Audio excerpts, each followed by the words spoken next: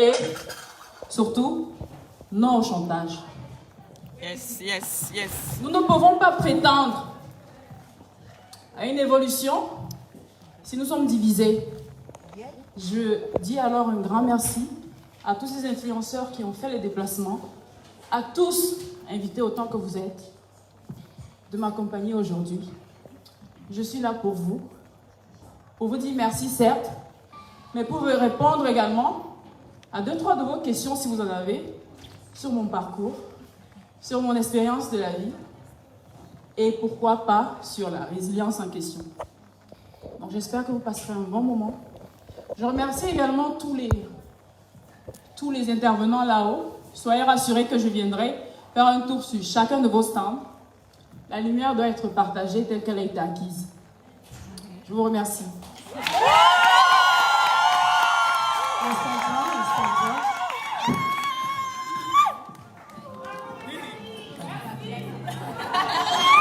Encore une fois, je me livre, mais t'as choisi de me laisser. Une page se tourne dans mon livre, et ni un mot m'a blessé. Je t'aimais à mourir, mais j'ai fini mal aimé. Sans toi, j'ai du mal à vivre. Comment vas-tu, Nathalie, déjà, pour commencer? Installe-toi, prends ton temps, on est là. Ils sont patients, ils ont attendu pour te voir, donc voilà. Tu m'as dit Renaissance, moi je suis venue en habit de baptême en blanc et puis maintenant t'es en rose. Non mais la Renaissance c'est toutes les couleurs, t'inquiète pas. Donc on sent une évolution entre Revenge Porn et Renaître. Aujourd'hui, ces deux romans autobiographiques sont très intimes. Est-ce qu'écrire pour toi a un effet cathartique? C'est un exutoire. Que représente pour toi l'écriture? C'est un exutoire exactement tel que tu l'as dit, princesse. Je m'y suis découverte une sorte de thérapie, parce que j'en avais marre à un moment donné de devoir me justifier, parce qu'en tant que personnage public, on est tout le temps confronté à des justifications de tout et de n'importe quoi. Donc j'en avais marre de me justifier et il était humainement impossible pour moi de répondre à toutes les questions que peuvent se poser ma communauté, celle-là justement qui m'a soutenue depuis le début, de leur parler de mon intimité, de leur parler de ma vie de femme entrepreneur, de leur parler de ma vie de mère, de leur parler de mes craintes, de leur parler également de mon courage, de ma force. Donc je me suis dit, comment est-ce que je peux raconter ça sans que pendant que je le raconte, personne ne soit en train de me juger? Parce que c'est ça le véritable challenge. Faire quelque chose sans être jugé. J'ai pris des bouts de papier, j'ai pris mon ordinateur et j'ai commencé, un peu comme lorsque tu planifies ta journée, pour ne pas oublier des éléments, tu les couches sur papier. C'est exactement comme ça que j'ai commencé à écrire. Et voilà, j'ai couché mot après mot, et mot après mot se sont transformés en un chapitre, des chapitres, et au final un livre. Après, ça part d'une réelle passion aussi pour l'écriture. Il faut dire que j'écrivais trop. Je le dis toujours en interview, j'étais l'élève en terminale qui demandait 10 000 intercalaires, mais qui avait 5 suivants en philo. Je racontais toute ma vie qui devait être hors sujet. Mais voilà, j'ai d'abord la passion pour l'écriture. C'est intéressant de savoir ça. Alors, il faut savoir, Nathalie, she stays blessed, booked and busy. Ça, je suis très... Quand j'ai vu le livre, si vous ne l'avez pas encore vu, je regardais la maison d'édition et je vois Stardust Édition. Je fais, waouh, c'est qui ça? Et je me rends compte, c'est ta propre maison d'édition. C'est juste un boss move ou c'est... Non, c'est pas mon premier livre, c'est le deuxième. Je pense que tout le monde le sait.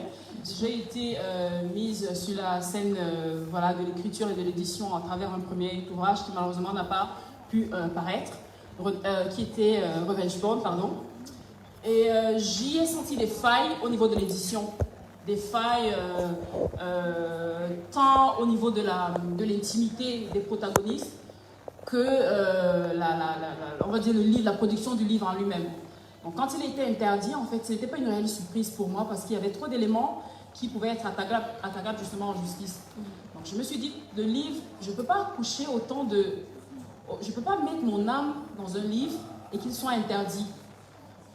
Comme je prends des choses avec beaucoup de recul, je me suis dit peut-être c'est la divine providence qui a voulu que ce soit comme ça. Mais quand tu vas devoir faire, parce que je dis toujours, derrière chaque échec, il y a une leçon. Donc quand tu vas vouloir faire, corrige le faux pas qui a été fait avec le premier. Du coup, pour celui-là, j'ai pris la peine d'avoir la maîtrise de l'édition et de la production du début à la fin. Pour cela, il fallait naturellement créer sa propre maison d'édition. J'ai découvert au Cameroun que c'est pas si compliqué que ça. C'est pareil que créer un établissement ou quoi que ce soit. Il faut avoir un IBAN pour pouvoir publier sous un certain... voilà, j'ai tout fait. J'ai été aidée, évidemment, par mon avocat, par des personnes qui étaient déjà plus ou moins avancées. Mais j'ai créé la société et j'ai gardé l'effet de surprise. Parce que je savais qu'à la fin, il y a des gens qui diraient « Oui, mais elle a sorti le livre, elle aura même pas 5 francs avec ce livre. » Le but, déjà, c'était pas l'argent, de faire de l'argent. Le but, c'était que mon livre soit le maximum lu, mais qu'il soit gardé dans les... que ce soit au chevet du livre dans les bibliothèques. Donc, Stardust Edition, c'est une maison que j'ai créée justement pour porter le livre. Mais c'est ma propre maison d'édition pour pouvoir avoir le droit et pour pouvoir maîtriser tous les contours de la production du livre. Hashtag boss move. Merci. Non, et c'est très bien, il faut faire comme ça. Renaître, tu as commencé tout à l'heure à parler de ton processus de réflexion. Renaître, c'est 3 parties, c'est se relever, renaître et s'émanciper. Donc, quel était vraiment ton process de réflexion, à part écrire sur les bouts de papier et après remettre en ordre? Il est le mien, mais il est général. En fait, c'est un mood que je pense que tout le monde devrait avoir. Nous tous, nous avons des batailles. Nous tous, nous avons des échecs. Nous tous, nous avons des... Et des fois, il est difficile de se lever. Pour la petite histoire, il n'y a pas moins d'une semaine, j'ai fait un burn-out. Presque, j'étais au bord de la crise de nerfs. Je voulais tout arrêter. Mais je me suis souvenue du chemin parcouru pour en arriver là. Donc, ce que je veux dire, en fait, à travers se relever, renaître et s'émanciper, c'est le premier pas à faire lorsqu'on est couché, lorsqu'on est atteint, c'est de se dire, je vais y arriver. Dans sa tête, même si on n'a pas d'issue, même si on n'a pas la lueur d'espoir qui nous montre que c'est par là qu'on doit passer, c'est déjà de développer ça dans son mindset, c'est de dire que je ne reste pas couché, je me relève. Lorsque je vais me relever, après cette étape-là, forcément, les choses vont se mettre en place. Donc, j'ai passé l'étape de se relever. Et quand j'ai pris sur moi de me relever, j'ai eu cette lueur d'espoir-là, qui était, on va dire, l'annonce de ma grossesse, qui était plus ou moins inattendue, qui était même inattendue. Et pour moi, j'ai vu ça comme un signe. Je me suis dit, tu t'es longtemps dit que tu n'étais pas capable de faire quelque chose de beau dans ta vie. On te l'a tellement dit que tu as fini par y croire. Tu as pris sur toi de te lever, de te relever de tout ce que tu as vécu comme humiliation. Et voilà le signal que la Terre et l'univers t'envoient pour te dire qu'en fait, tu es capable de faire quelque chose, si ce n'est l'une des choses les plus belles au monde qu'est donner la vie. Donc là, c'était ma renaissance. Et après ma renaissance, ça y est, je m'émancipe. Donc moi, voilà, c'est bon, je suis à l'aise. Il n'y a plus personne qui peut venir me dire, tu ne fais pas ça, parce qu'il n'y a personne qui me donne le souffle de vie. Du coup, tu as répondu à ma prochaine question. Et est-ce que c'était le choix justement... Je parle trop. Non, c'est pas du tout grave. Et on apprend à te connaître aussi. Est-ce que c'est la raison pour laquelle tu l'as choisi pour expliquer ton 4e de couverture, où justement tu parles de ta première rencontre avec ta fille Beverly? Oui, parce que c'est véritablement ma renaissance. Moi, c'est vrai que c'est un lourd poids que je lui donne, mais c'est une reconnaissance aussi que je lui fais parce que j'étais au plus mal. Je sortais d'une situation assez chaotique. Et donc, j'étais venue en France justement pour la promotion de mon précédent livre. J'étais en pleine interview, j'étais même très vaseuse. Et le journaliste me dit, vous n'avez pas l'air d'aller bien, est-ce que vous êtes stressée? Je dis, je ne sais pas ce que j'ai, mais je vais à l'hôpital. Donc quand je suis allée à l'hôpital, j'ai fait une prise de sang, et le médecin me dit, mais madame, vous êtes enceinte. Je dis, mais j'ai pas planifié d'être enceinte maintenant et tout. Du coup, c'est le processus. Avant que je ne fasse la première échographie, pour moi, c'était non, c'est bon, je ne suis pas prête à être maman. Mais c'est le processus de l'échographie, d'entendre le battement de cœur, de se dire, ah, je porte la vie, c'est que je suis en vie moi-même. Donc c'est de se dire que je ne suis pas finalement morte, parce que je porte la vie en moi. Donc ma fille, elle est le symbole de ma renaissance. Waouh, c'est beau, hein, bravo. Et sans nous dévoiler, parce que je ne veux pas que tu spoiles le livre pour ceux qui ne l'ont pas encore lu, quelle a été la partie la plus difficile à écrire? Sans tout nous dire bien sûr du livre. Oh, la partie la plus difficile à écrire, ce n'est pas en soi le processus de ma grossesse qui est raconté dans quand même un bon chapitre. C'est le côté de ma vie intime. Alors ma vie sentimentale, qu'est-ce qu'elle est devenue? C'est la partie la plus difficile parce que sur ce côté, je ne m'ouvre pas beaucoup. La partie là qui a été la plus difficile à écrire. Sinon le reste, c'était pure thérapie, pure joie, quoi. Alors, tu nous parlais on parlait tout à l'heure de la première rencontre avec ta fille. Mais à quel moment tu as su que tu as fait la paix avec toi-même? Je n'étais pas en guerre avec moi-même. J'étais pas en guerre avec moi-même. Je ne l'ai jamais été d'ailleurs. j'étais en guerre avec ce que les gens disaient de moi. Je me battais à dire, mais ce n'est pas moi, je ne suis pas comme ça, je ne suis pas comme quand vous me décrivez, vous me taxez de prostituée, vous me taxez de... Je ne le suis pas. J'ai vécu ma vie comme une jeune fille. J'ai fait des choix avec lesquels je ne suis pas peut-être aujourd'hui avec le recul, d'accord. Mais quand je les faisais pas hors morale. Pour moi, je ne faisais rien de... Je n'enteignais pas, enfin, je n'égratignais pas... Tu vivais ta vie de jeune femme. Voilà, je vivais simplement ma vie. Donc pour moi, en fait, je me battais contre ça. Je me suis longtemps d'ailleurs battue contre ça, à vouloir prouver aux gens que l'identité et le portrait que vous avez dépeint de moi n'est pas le bon, voici le bon. Et à un moment donné, j'ai arrêté ce combat et je me suis rendu compte que finalement, c'est quand j'ai arrêté ce combat qu'ils ont commencé à me valoriser, ils ont commencé à valoriser ce que j'avais autour de moi. Ce n'est pas encore gagné, mais il faut dire que c'est un combat que je ne mène plus. De me présenter à la société, j'estime que je l'ai suffisamment fait. Il est temps que mes œuvres parlent d'elles-mêmes. Alors pour renaître, il faut mourir. On a eu l'ancienne version de Nathalie. Qu'est-ce qui est mort dans l'ancienne version? Et qu'est-ce qu'on retrouve de nouveau dans Nathalie 2.0? Non, simplement ma jeunesse. Il n'y a rien qui... Physiquement, je suis là, mais c'est ma jeunesse, on va dire. Ma jeunesse, mes choix de vie, l'expérience que j'ai acquise, c'est également la renaissance, l'âge. Je ne suis plus toute jeune, donc ça fait partie de la renaissance et tout le poids d'expérience que j'ai, ça fait partie de la renaissance. Mais sinon, il n'y a pas une Nathalie version 2.0, il n'y a que une Nathalie qui a grandi, qui a pris de l'âge et qui a évolué, voilà, tout simplement. Et tout à l'heure, on parlait des personnes... Vous allez bien dans l'assistance? Ça va, vous vous ennuyez pas? Ah, vous faites plus de bruit, on dirait c'est nous deux, on les a complètement oubliés. Non, faites du bruit les gars, applaudissez.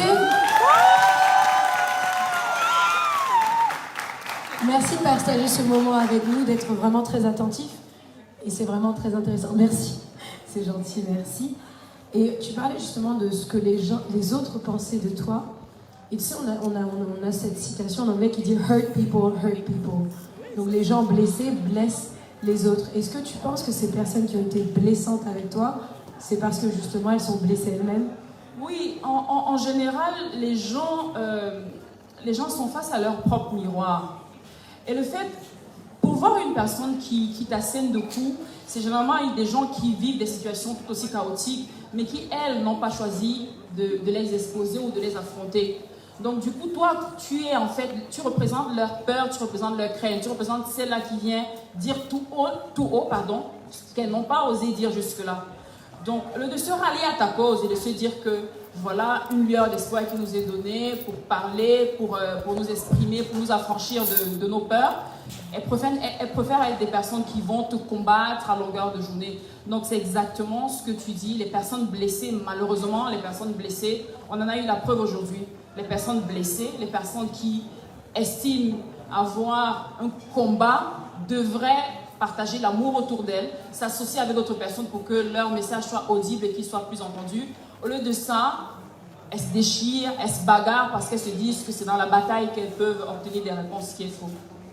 Et qu'est-ce que tu aimerais leur dire à ces personnes justement qui sont obsédées à dire des choses vilaines sur ta personne? De cultiver beaucoup d'amour. Ça apaise d'amour, vous savez. Enfin, tu sais, ça apaise d'amour. De cultiver beaucoup d'amour, beaucoup de compassion, beaucoup de tolérance. Et de toujours se dire que, est-ce que ce que je fais, est-ce que je ne suis pas en train d'heurter la personne qui est en face de moi? Et une fois que tu sais que tu fais du mal à quelqu'un d'autre, il faut automatiquement l'arrêter. Il faut savoir que tu n'es pas sur le bon chemin. Donc, lorsque tes choix sont en phase avec tes valeurs, tu ne peux pas dissiper ou distiller de la haine. La haine est contre-productive à tous les niveaux. Ah, alors, Élise Lucet, une journaliste française, disait « Tous les gens qui ont des réussites assez bluffantes disent « Je n'aurais jamais bien aussi réussi si je n'avais pas échoué. » Est-ce que finalement, c'est pas un mal pour un bien? Et est-ce que tout buzz est bon buzz? Parce que tu as quand même cette magie où tu arrives à transformer, en anglais, « turn poison into medicine ». Tu arrives à tourner du poison en médicament, en fait. Non, moi je suis de ceux ou de celles qui pensent que derrière des épreuves, il y a un enseignement. L'enseignement, c'est automatique en fait. Il y a toujours un enseignement. Et si les épreuves se répètent, c'est que tu n'as pas encore capté l'enseignement. Ou alors, si les mêmes épreuves, je le dis maintenant, tu auras à tout niveau de ta vie... Coach Nathalie Courard. À tous les niveaux de ta vie, tu vivras des situations difficiles, chaotiques. Mais il faut te dire qu'il n'y a rien qui t'est destiné que tu ne peux supporter au final. Parce que nous sommes tous des personnes qui allons mourir. Nous allons mourir. Donc notre combat est simplement d'essayer de rester en vie et de profiter de la vie du mieux qu'on le peut. Tout le reste est vain, tout le reste est éphémère, tout le reste partira. Donc ça ne sert à rien de se prendre la tête avec des choses pour lesquelles on n'a pas de réponse immédiate. La réponse se fera demain, il faut avancer. Moi, je vous dis, si vous ne la suivez pas encore, coach Nathalie Koa, hashtag je suis Nathalie, hashtag développement personnel, hashtag entrepreneur, hashtag je veux devenir mieux dans ma vie. Donc on reproduit beaucoup ce que nos parents font. Que dirais-tu à ta fille, Beverly, si aujourd'hui elle voulait faire exactement ce que tu as fait, parce qu'elle voit par exemple que tu t'en es quand même bien sorti? Non, elle le voit certes, mais justement mon expérience lui sert de leçon. Et c'est ce que je veux que ces jeunes filles qui aujourd'hui me prennent pour modèle, je n'aime pas trop cette expression, ce mot d'ailleurs, je dis je ne suis pas un modèle, mais si mon expérience peut vous servir de leçon, ne serait-ce que avec la partie ne pas faire, éviter. C'est vrai que de loin on a l'impression que oui, elle a réussi, oui, elle a tout ce qu'elle veut, oui, mais non, je ne suis pas un modèle de réussite. Tout ce que je fais, c'est que j'essaye de vivre ma vie. Donc à ma fille, je lui dis, il est très important d'être acteur de sa vie. Parce que quand tu es acteur de ta vie, tu ne la subis pas. Mais quand tu es un suiveur, tu subis ta vie. Donc les autres décident et toi tu suis. Oui, ça mérite vos applaudissements. Les autres décident et tu suis. Donc, quels que soient les choix de vie, je veux qu'elle fasse les meilleurs qui sont en phase avec les valeurs que tu lui aurais inculquées. Mais quels que soient les choix de vie que tu décides de faire, tu dois être un acteur de ta vie. Tu ne dois pas être assis au banc de touche et c'est quelqu'un d'autre qui est en train d'écrire l'histoire de ta vie. Donc une fois que tu es un acteur de ta vie, difficile que tu sois malheureux. J'allais dire que... Vous pouvez applaudir, hein, c'est la partie pour applaudir. Je sens que c'était la même. J'allais te demander que dirais-tu aux jeunes femmes qui veulent être comme toi, mais tu as déjà répondu. Que dirais-tu à une jeune femme justement qui est au fond du trou et qui a peur, qui veut renaître, mais qui a vraiment peur, tu sais, de sortir de sa zone de confort et de sortir en fait dans ce qu'elle est? Justement, c'est ça. La réponse est dans ta phrase parce qu'il faut sortir de sa zone de confort. On ne gagne rien en restant dans sa zone de confort. Il ne faut pas avoir peur. Il faut bannir la peur. La peur qui est normale, en fait, moi j'appelle ça des craintes, pas vraiment la peur. La crainte, les questions, c'est est-ce que je vais y arriver? Est-ce que je vais réussir? Est-ce que je dois vraiment franchir le pas? Ça, ce sont des questions justement à te détourner de ton objectif. Si tu dis je veux être médecin, c'est quoi les moyens pour que je sois médecin? En fait, il faut que j'aille dans une école, il faut que je fasse des études de médecine, il faut que je fasse ceci. Quel peut être ton obstacle? L'argent, tu te trouves un boulot. Le boulot, il est difficile, tu prends du temps. Le problème, c'est qu'on fait une course contre la montre et une course contre l'âge. On te dit, à 23 ans, si tu n'as pas fini l'école, et si tu n'es pas marié, et si tu n'as pas d'enfant, c'est que tu as raté ta vie. Non, l'essentiel, c'est que tu atteignes ton objectif. Peu importe le temps que ça prendra, que tu l'atteignes. Dans le processus d'atteindre ton objectif, que toi-même, tu développes ton mindset, que tu sois fort dans la tête, tu dis, je vais recevoir ce pourquoi je suis destiné. Et je me donne les moyens d'y arriver. Les moyens d'y arriver ne sont pas la crainte. Les moyens d'y arriver ne sont pas la peur. Il faut bannir la peur de sa tête. Il faut bannir la crainte. Il faut bannir le doute. Je vous ai dit un coach Nathalie Koa. C'est bien ça, Nathalie. Alors, je vous pose une dernière question. Et mes collègues, mes co-animateurs, parce qu'ils animent avec moi aujourd'hui, vont te poser des questions. Que voudrais-tu que l'on te souhaite tous ensemble que voudrais-tu qu'on te souhaite, tout simplement? De rester courageuse et d'avoir la santé. Parce qu'au final, sans la santé, on ne peut pas être là aujourd'hui. Donc tout ce qu'on va me souhaiter, c'est d'avoir la santé et le reste s'achète. Magnifique. Alors je suis à la fin de mon interview. Si l'un ou l'une d'entre vous a des questions, veuillez vous lever, on passera avec un micro, vous donnez le micro. Personne n'a de questions?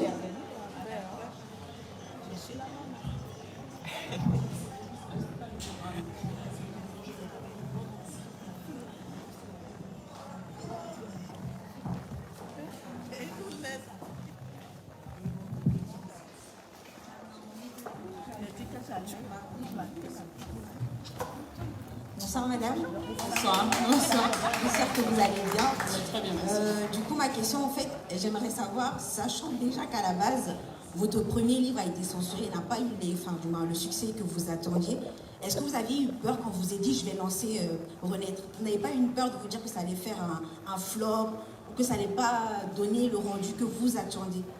Non, je n'ai pas eu peur. Je vous l'ai dit, derrière chaque échec, il y a une leçon. Alors la leçon à tirer, c'était lorsque tu veux produire un livre, lorsque tu veux l'éditer, fais attention déjà à bannir tout ce qui peut être attaquable en justice et la maîtrise de ton document. Quand tu es une personne comme moi et qui a beaucoup, entre guillemets, de personnes qui sont prêtes à te saboter, il faut que tu prennes justement les gants, il faut que tu donnes les moyens de faire ton œuvre telle que tu veux qu'elle soit visible, perceptible par tout le monde.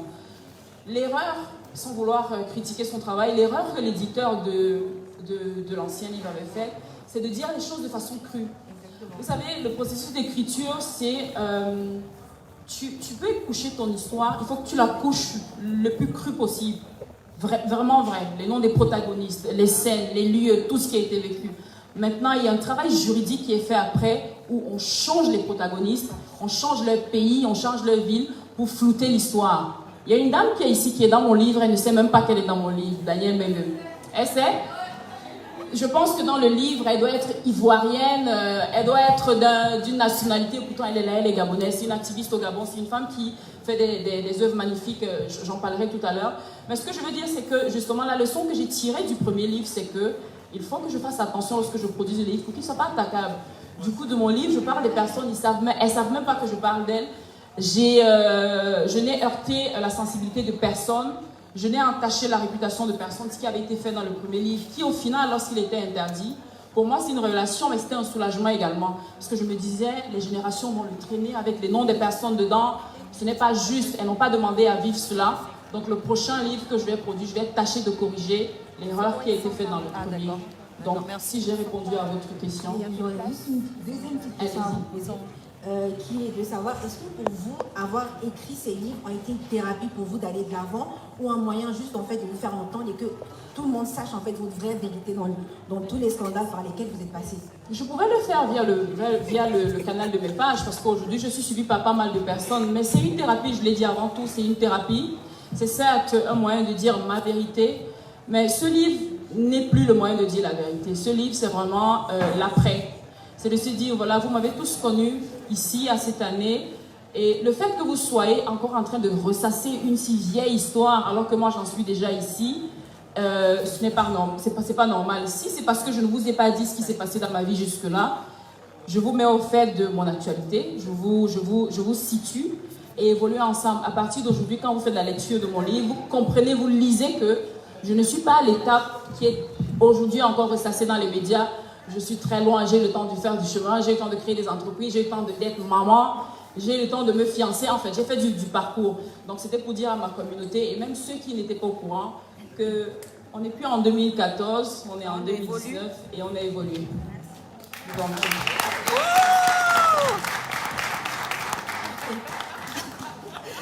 bonsoir tout le monde, bonsoir Nathalie. Bonsoir. Ah oui.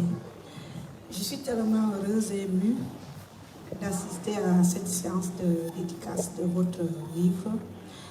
Je suis, je peux dire, votre maman. Et je vous suis depuis longue date. Et j'ai tenu à venir témoigner vraiment ma compassion avec vous.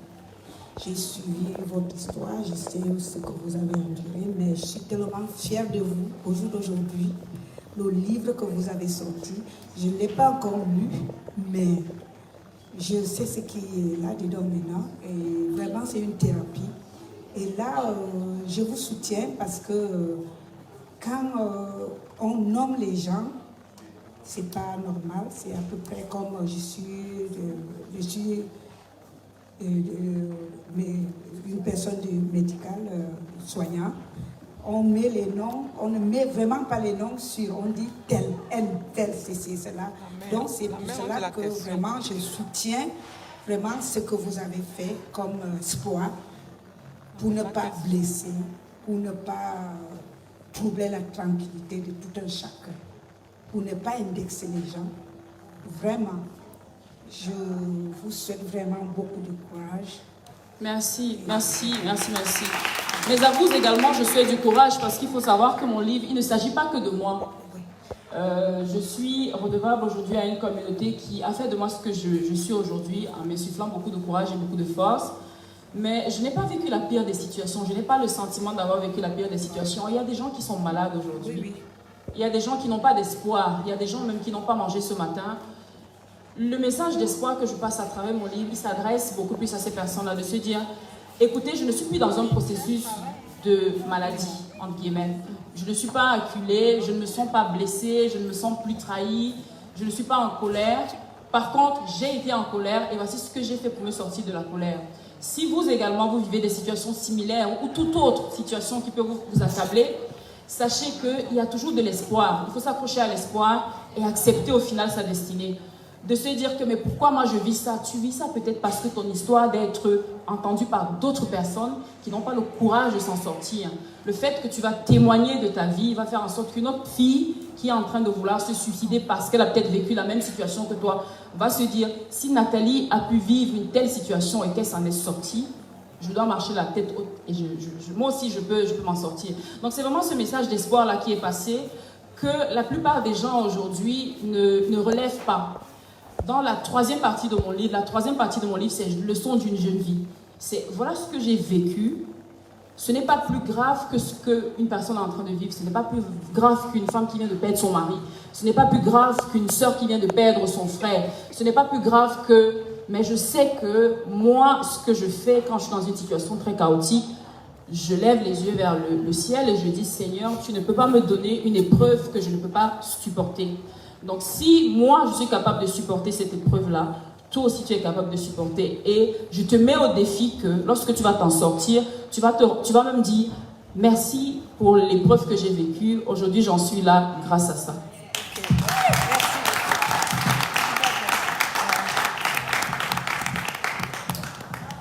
Bonsoir Nathalie. Bonsoir. Je me présente, je m'appelle Doris. Et en fait, je vous félicite.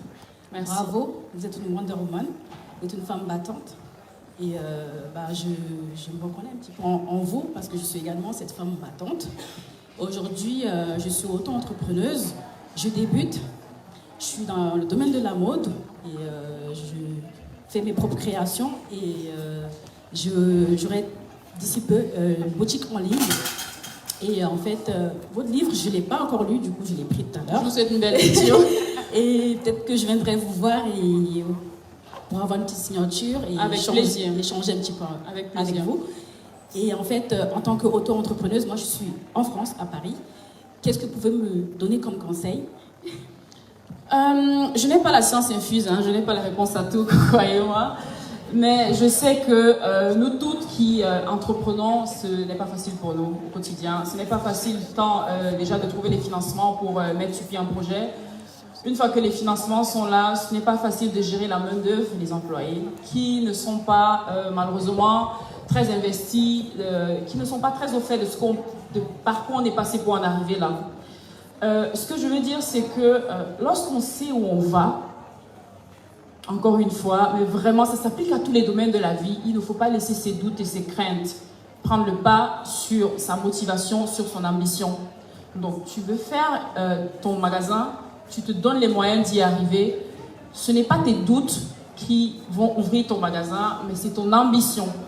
Et tu te dis, je vais y arriver, je vais y arriver, je vais y arriver, tout simplement. Et tu fonces. Maintenant, tu es entrepreneur, quelque chose de très facile, de très simple. L'univers met toujours sur notre chemin des moyens. Aujourd'hui, tu es là. Tout le monde, tu as posé ta question aussi naïvement, mais tout le monde va se retourner, va te regarder et on va dire, waouh, elle a une très belle robe. Où est-ce qu'elle a eu sa robe? Et les gens vont se rapprocher de toi. Où est-ce que tu as eu ta robe? Et bam, c'est comme ça que tu fais la communication de ton entreprise. En ayant acheté ton accès ici, peut-être pour 5 €, je ne sais pas combien, tu es arrivé, tu as un parterre d'invités qui seront flattés par ta robe et qui te demanderont où est-ce qu'elles peuvent l'avoir. Et c'est comme ça que ton business est lancé. Il faut saisir chaque opportunité, aussi minime qu'elle soit sur notre chemin. Il faut saisir, il faut avoir la force d'une guerrière en fait, à tout moment.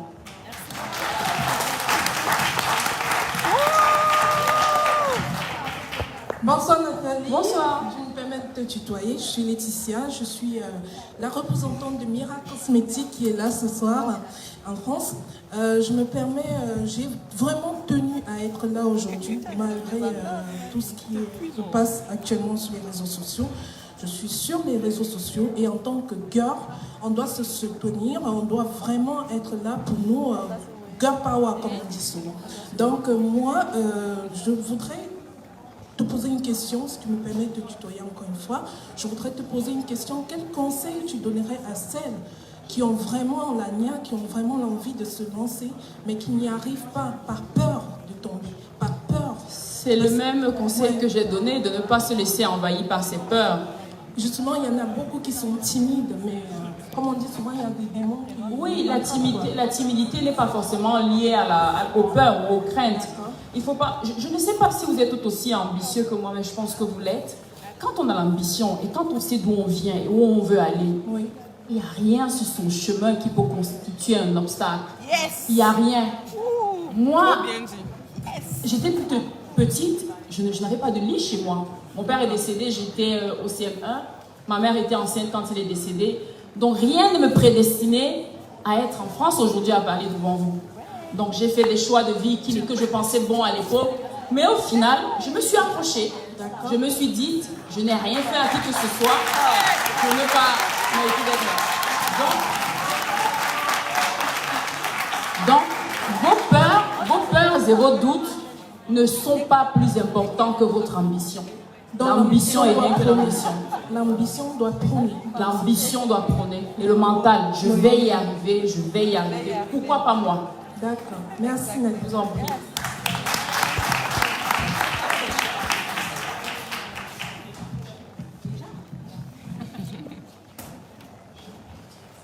Bonsoir. Bonsoir. Je peux vous tutoyer? Oui, avec plaisir. Super. Enfin, moi, je suis Anissa. Je suis pas auto-entrepreneur comme les autres. Bon. Je sais pas si je t'envers, mais c'est pas un milieu que moi j'ai choisi. Néanmoins, je suis étudiante. Et du coup, je vais renchérir en ce que vous avez dit tout à l'heure, comme quoi, quand on est conscient de là où on vient, on sait pertinemment où on va et on ne s'autorise pas une quelconque erreur qui soit. Et bien même quand elle arrive, on sait se relever. Ça, je vous félicite. Merci. Et je suis une des personnes qui vous suit, pas dans ce qu'il y a tout autour, les ragots et tout. Moi, je suis une des personnes qui vous comprend comment vous faites pour être bien accompagné. Parce que je me dis que vous avez tout un staff derrière qui fait, je sais pas, mais si c'est vous, parce qu'il y a d'autres angles que moi je vois que forcément d'autres ne voient pas. Quant à peut-être votre façon de vous exprimer, vous dites que vous avez eu le bac et tout, et moi, qui peut-être background un peu plus haut que le vôtre, je ne peux pas tenir une conversation comme ça. Je me dis, oula, c'est quoi ce truc-là? Mais...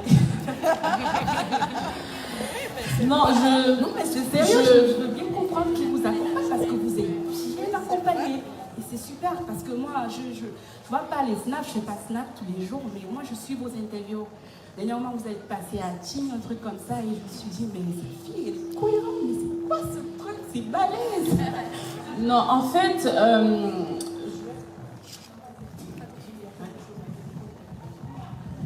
je vais vous surprendre.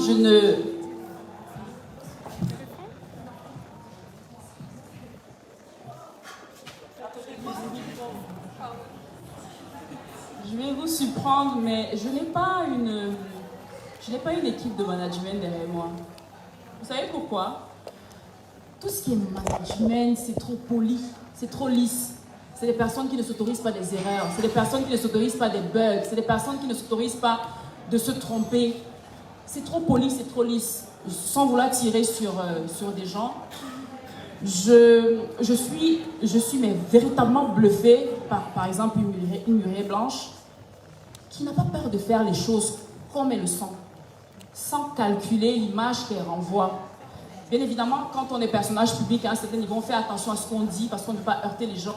On est conscient qu'on a des jeunes filles qui nous suivent. Il faut garder au maximum son authenticité. Quitte à vous faire tabasser tous les jours, gardez votre authenticité. Donc moi, je n'ai pas de community manager. Il n'y a personne qui gère mes pages. Le jour où je me trompe, quand j'écris un mot qui n'est pas bien, un verbe qui n'est pas bien conjugué, et qu'une personne me dit « Ah, tu as oublié », et je dis « Ah, merci, mais ce jour-là, j'ai appris qu'il faut mettre S à la fin. Et la prochaine fois, je ne viendrai pas mettre. » Donc, il n'y a vraiment personne qui me coach, il n'y a vraiment personne. Mais je peux demander des conseils, justement, quand je m'avance sur des terrains que je ne maîtrise pas. Je suis aujourd'hui directrice de la communication, mais je n'ai pas fait des études de communication d'une entreprise. Je me doute bien qu'ils m'ont embauché ou bien ils m'ont recruté parce que j'ai de l'audience. Mais à côté, j'ai eu le temps de me former, enfin je continue à me former lorsque je veux faire des rapports, lorsque je veux travailler avec Word, lorsque je veux travailler. Donc je fais des formations, je complète des formations, mais je n'ai pas une équipe qui me coach véritablement derrière. J'ai bien évidemment des gens avec qui je travaille pour des domaines précis parce que je ne peux par exemple pas être contacté par des marques et que ce soit moi qui fasse la facturation et tout le procédé. Donc j'ai un manager qui gère ça, mais il n'est pas le coach de ma vie. Ma vie, je la fais comme je me l'ai. Donc quand je, par exemple, simple exemple, tout le monde, vous avez tous vu ce qui s'est passé sur les réseaux sociaux. Tout le monde m'a dit, ah, ne réponds pas, ne fais pas ceci. Je n'avais pas l'intention de répondre.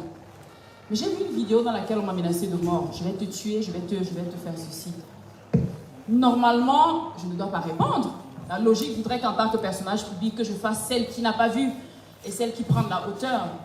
Mais j'ai répondu parce que j'ai tenu à dire, ah, mais tu m'as interpellé, j'ai un droit de réponse. Je vais faire l'événement, mes invités seront là, et si tu as l'intention de me tuer, tu vas juste permettre que je termine mon événement et tu vas me tuer après. Mais je vais faire mon événement. Donc j'ai communiqué comme ça. C'était pas un défi, c'était pas un challenge, mais c'était pour dire que personne ne fera l'expérience de la mort à ma place. Quand je serai couché dans le cercueil, il n'y a personne qui va venir me dire « Nathalie, je te prête mon souffle de vie, relève-toi ». Il n'y a personne qui va faire ça. Donc, il n'y a personne qui doit me dicter ma conduite.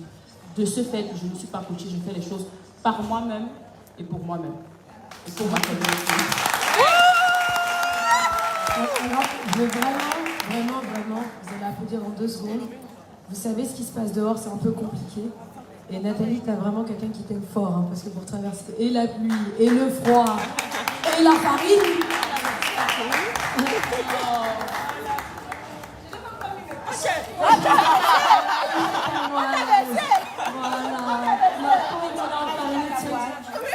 Ah bon? Ouais, la farine. On l'a enfariné. On l'a enfariné. J'ai tenu à assister à la conférence. C'est pas la conférence. Dis seulement ce qui sort. Tu finis sur les problèmes. Nathalie, quoi? Parce que. Comment je veux dire ça? Parce que tout simplement, elle ose. Malgré les critiques, malgré les insultes, les caricatures, tout ce qui suit, elle ose. Elle a pas de moi, une lionne. Donc, je n'ai pas eu peur d'affronter la place parce que ce sont des couilles molles. Elles m'ont vu, c'est 1m20, j'ai dit non, c'est 1m10. Ce que nous avons fait pour mériter ça, nous ne sommes pas de... Moi, on m'a longtemps dit que je n'étais pas un modèle de la société. Lorsque j'ai voulu parler ou lorsque je prends la parole, on me dit que tu n'as pas le droit de dire ci, tu n'as pas le droit de dire ça. Donc à quel moment ils ont le droit de me dire quand est-ce que je dois parler et quand est-ce que je ne dois pas parler, je ne sais pas. Quoi qu'il en soit, je ne veux pas leur donner de crédit. Nous sommes là pour notre meet and greet et nous allons continuer. On va continuer à meeting and greeting. Est-ce qu'il y a encore des questions? Est-ce qu'il y a des questions? Ok. On va dédicacer. Ça ne part pas. Non, c'est bon. Maman, je viens avec ma lettre, voilà derrière. Qui a dit ça?